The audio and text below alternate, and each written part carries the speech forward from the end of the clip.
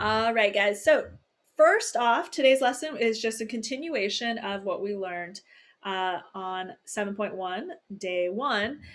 So, starting with these first two graphs, this is the exact same thing we did yesterday. It just looks gnarlier. Okay. So, we're going to graph each function, show the horizontal asymptote, state the domain and range. All right. So, I'm going to call on somebody to help me first with the horizontal asymptote. All right. So for number one, what is the horizontal asymptote? Please, Arwen. What is the horizontal asymptote?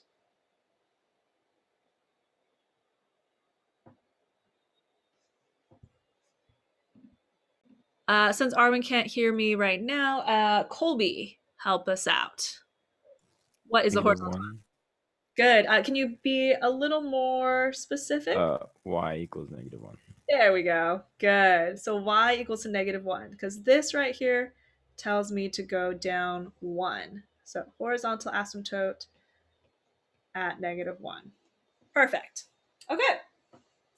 Next, now that we have the horizontal asymptote, I'm going to plot some points. So get my XY chart going here. And when I start my XY chart, what I do is I look at my exponent. If x is by itself, I'm just going to plug in 0, 1, and -1. All right, x is by itself, so just 0, 1, and -1. Let's plug in 0. So when I plug in 0, this 1/4 to the 0 is just 1. And so that's -2 times 1 minus 1, getting me -3. All right. And then do the same thing. And I get -2 to the 1/4 to the first power. All right. So then that gets me -2 over 4. So that's -1/2 minus 1. So that's -1 and a half. All right. And plug in -1. And that will flip my fraction. So -2 times 4 minus 1 gets me -9. All right, let's plug in those points. We get 0, -3, 1, and -1.5. And then -1 goes all the way down to -9, which I think goes just 1 off of what we have. All right. Draw your graph. Make sure you don't hit the asymptote. And there it is. Okay, let's go domain and range. Let's go, Jaden. What did you get, or what do you think the domain and range should be? The domain is all real numbers, Perfect. and the range is y is greater than -1. Oh, so close. Look at where the graph is compared to the horizontal asymptote. Less than. There we go. Yeah. So since it's below the asymptote, it's going to be less than -1. Good job. All right. And that is it. Any questions?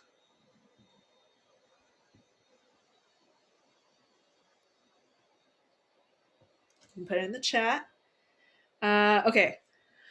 Arwen, one more time. Okay. Number 2, Arwen, tell me what the horizontal asymptote should be.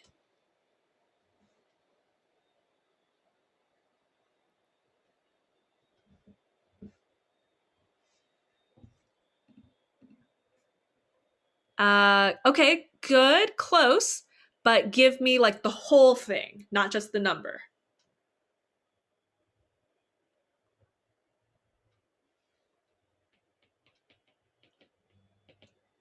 There we go. Good. All right, so y is equal to 2. All right, because we got this plus 2 telling us we're going to go up 2. Beautiful. All right, let's go ahead and start plotting some numbers in. So we have our x and our y chart. Now this time look at the exponent. We have x minus 1, and we want this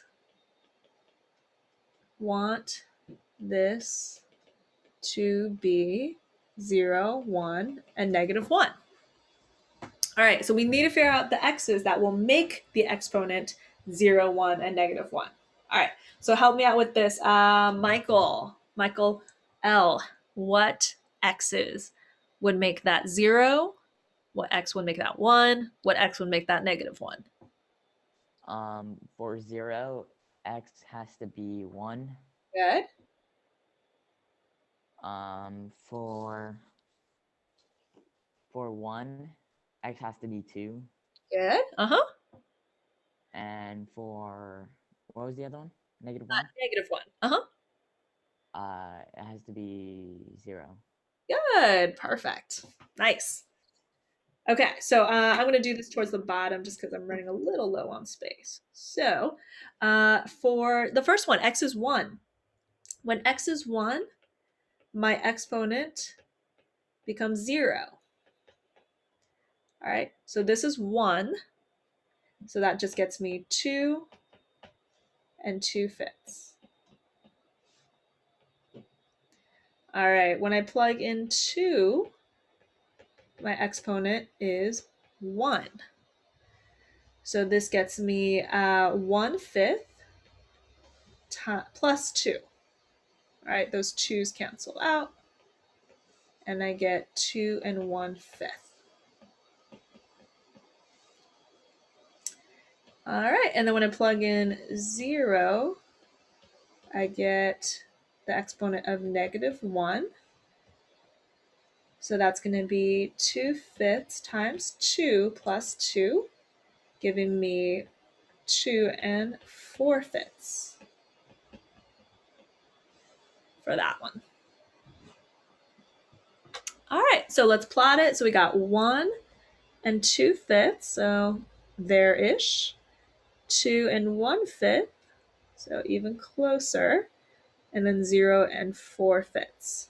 Oh, and I forgot my asymptote. So let me draw in that asymptote so I make sure I don't cross it.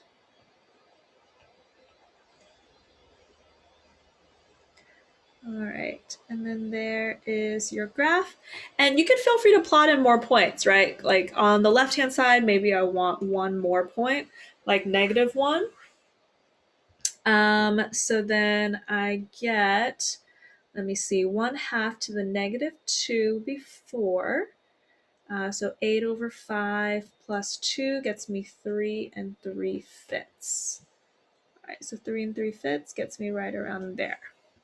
So if you want to add more points, feel free to get a better sense of your graph. All right, cool. Okay, let me get the domain and range. Let me call on Summer. All right, Summer, what do you see for the domain and range? The domain is all real numbers, Good.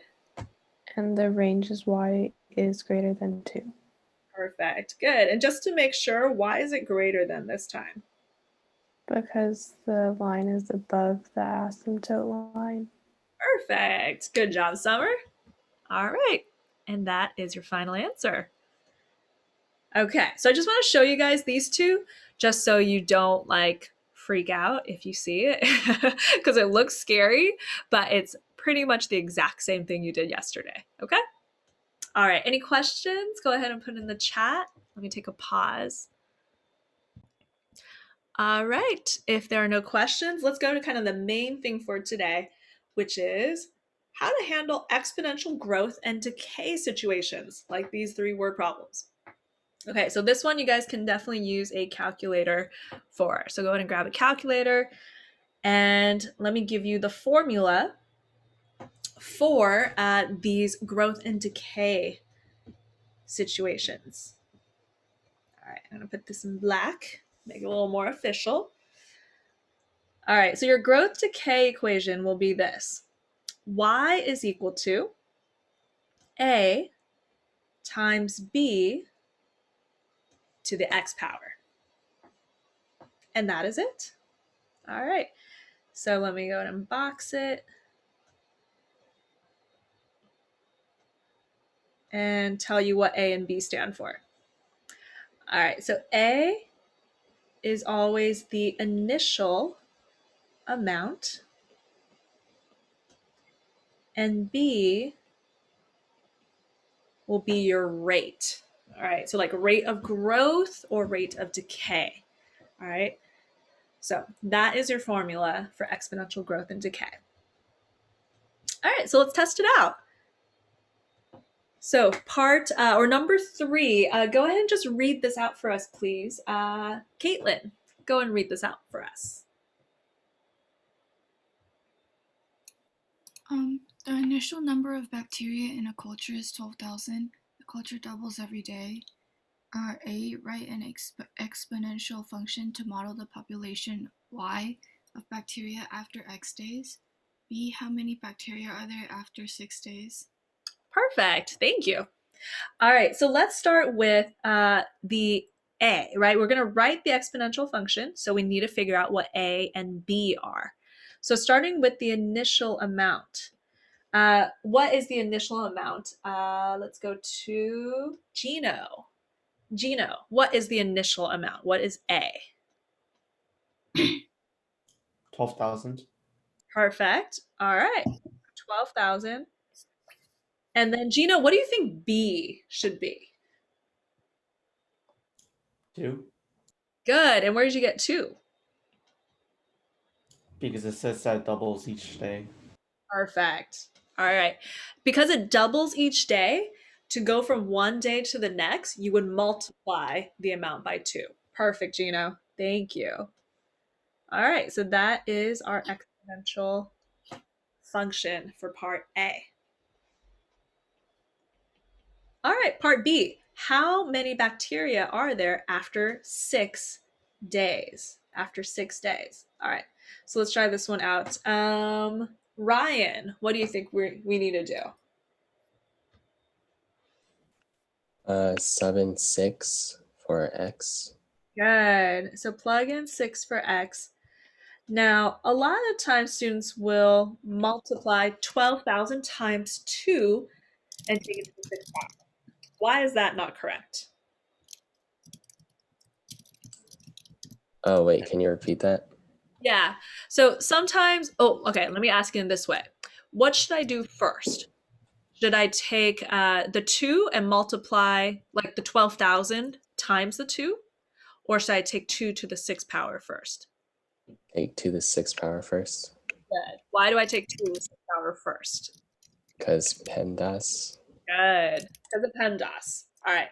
So with your calculator, take 2 to the 6th power, and you get 64. And then you get a text message. And then you multiply that by 12,000. All right. So you get 768,000 bacteria. And that is your final answer. All right. Nice, Ryan. Okay. Any questions on our formula here?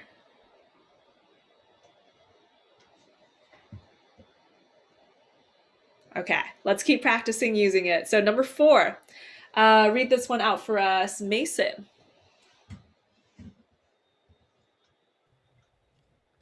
So a virus spreads through a network of computers such that each minute 25% more computers are infected.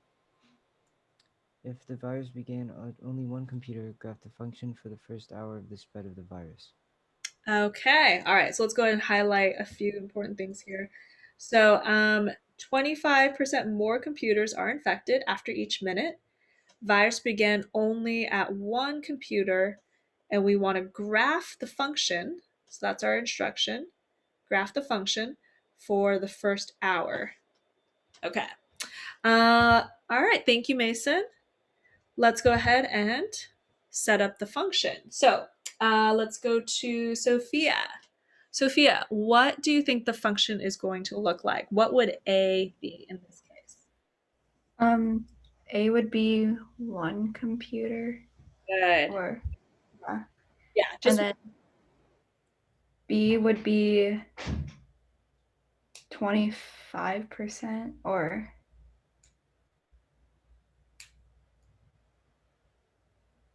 would it be 1 minute? you were closer to the first one. So the rate will have to be this 25% more, okay? But the thing is, I'm not going to multiply by, or I'm not going to set B to be 25%, because what's going to happen is if I multiply by 25%, it means it's decreasing, right? That means there's only 25% left. I want 25% more than I started with.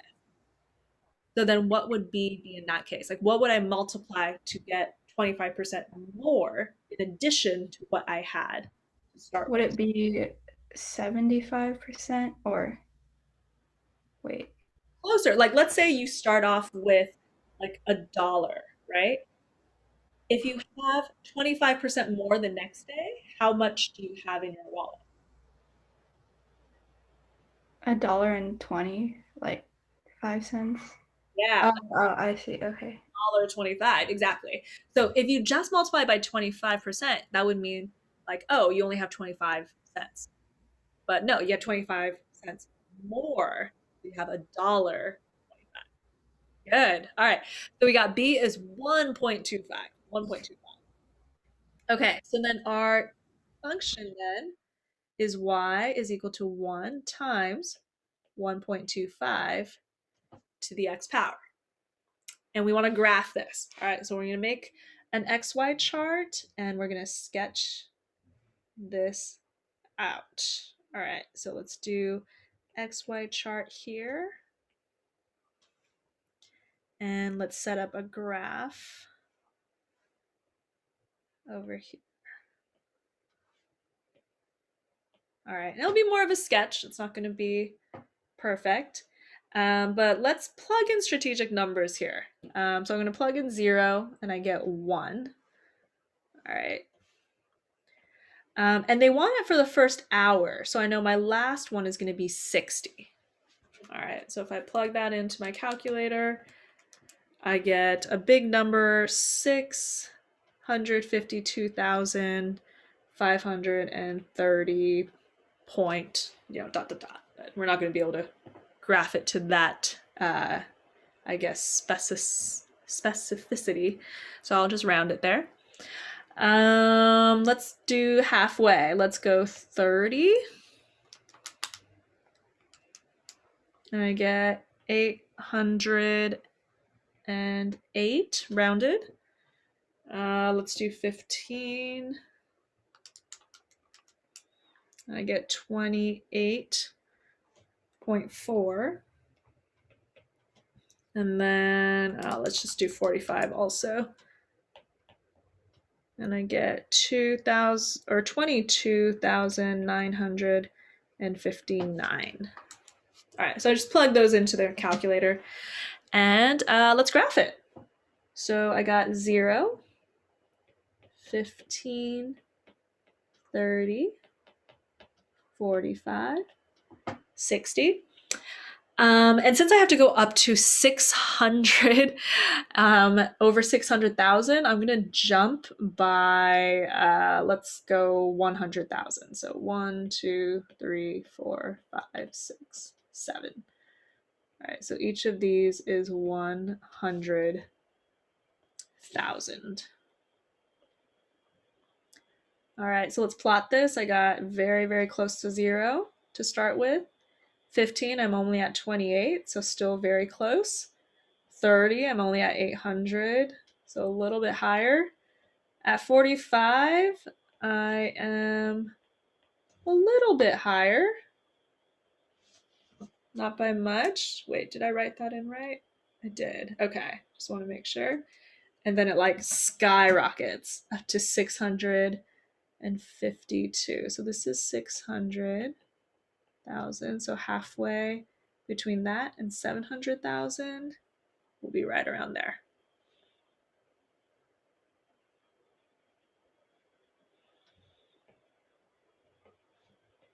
Okay, so that is the sketch of my graph. Now just fill this in just to make it look a little more complete. All right, and that's how it's done. Okay, any questions on that one?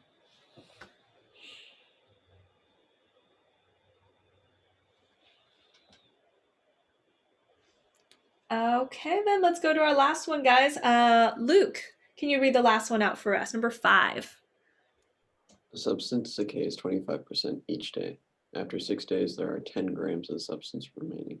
How many grams were there initially?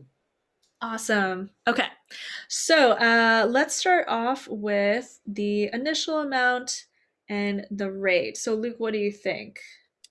The initial amount is unknown, and the rate is 25%. Good. Now, since it's decaying 25%, what should I set B to We be? should probably set it to negative 1.25. Ooh, I see why you're saying that. I don't want to do that because the amount you get doesn't get negative, if that makes sense, right? Yeah. You're- Maybe then 1/4. So if you are decaying by 1/4, how much is left? Oh, how much is left? 3/4. So Three- like 75% left. 75%. Good. So B is going to be 0.75. So go back to the example I gave Sophia. Like if you have $1 to start with, and then you lost 25% of it, what's left in your wallet the next day? 75 cents, right? So use that same analogy if that helps you figure out what B is. Okay. Awesome. Good job, Luke. Let's see. From there, oh, Maddie, help me set this up. I'm trying to find A, right? So I have y is equal to a times 0.75 to the x. How am I going to solve, or how am I going to figure out what a is?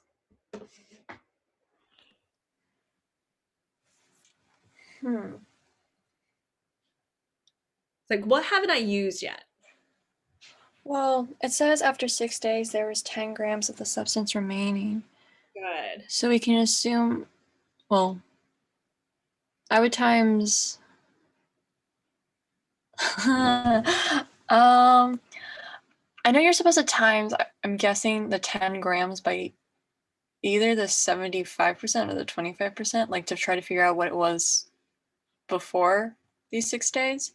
I just don't know which one I'm supposed to use. Okay. So I'll say this. One of these numbers, so there's 6 and then there's the 10, right? One of the numbers will be the x and one of these will be the y. So which is which? X is 6 days and then Y is 10 grams. There you go. So we're going to plug in 10 for y and we're going to plug in 6 for days. Oh, okay. Yeah, because after 6 days, we were left with 10 grams, and now we can figure out what A is. Oh, okay. That makes much more sense. Yeah? Okay, good. All right, so let's solve for A. We're going to divide both sides by the 0.75 to the 6th power. And using our calculators, that gets us 56.19. All right, so how many grams were there initially? There was 56.19 grams initially. And that is your final answer. All right, great job, guys. Any questions?